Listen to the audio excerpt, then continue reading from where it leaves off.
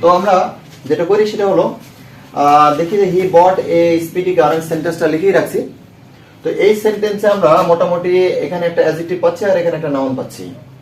তো অ্যাডজেক্টিভ এবং নাউন আমরা যদি এইভাবে পাই কোন একটা সেন্টেন্সে, সিম্পল সেন্টেন্সে, তাকে যখন আমরা কমপ্লেক্স করব তখন কমপ্লেক্স করার সময় আমরা হু অথবা হুইজ ব্যবহার করব। হু ব্যবহার করব আমরা ব্যক্তির জন্য, আর হুইজ ব্যবহার করব আমরা বস্তুবাচক জিনিসের জন্য।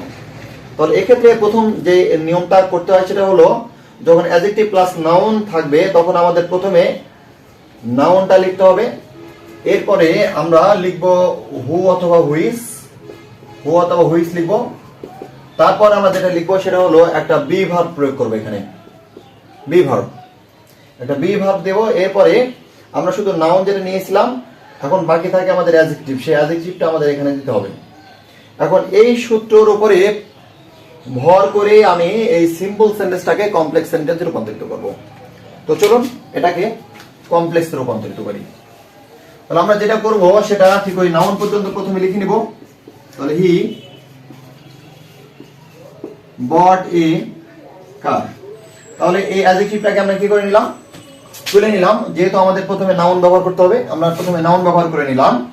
এরপরে হু অথবা হুইজ, কার ওটা অবশ্যই একটা বস্তুবাচক জিনিস, বস্তুবাচক হওয়ার কারণে এখানে আমরা হুইজ দিয়ে দিব। তারপরে আমাদের কি করতে হবে, একটা বি ভার্ব প্রয়োগ করতে হবে।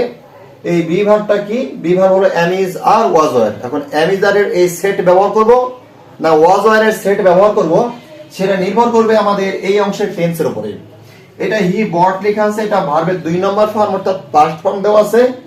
পাস্ট ফর্ম থাকার কারণে আমরা ওয়াজ অথবা ওয়ার এর মধ্যে কিছু একটা ব্যবহার করব।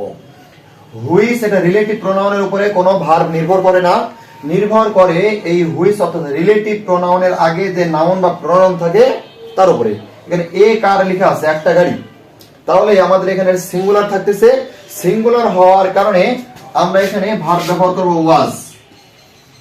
ওয়াজ দেওয়ার পরে যেটা বলছিলাম যে বি ভার্ব ব্যবহার করার পরে আমাদের দিতে হবে সেই অ্যাডজেক্টিভটা। কোন অ্যাডজেক্টিভ, যেটা এই যে আমরা লিখেছিলাম স্পিডি, অর্থাৎ স্পিডি যদি আমরা এখানে দিয়ে দেই তাহলে আমাদের এই সিম্পল থেকে খুব সহজে আমরা কমপ্লেক্স করতে পারবো।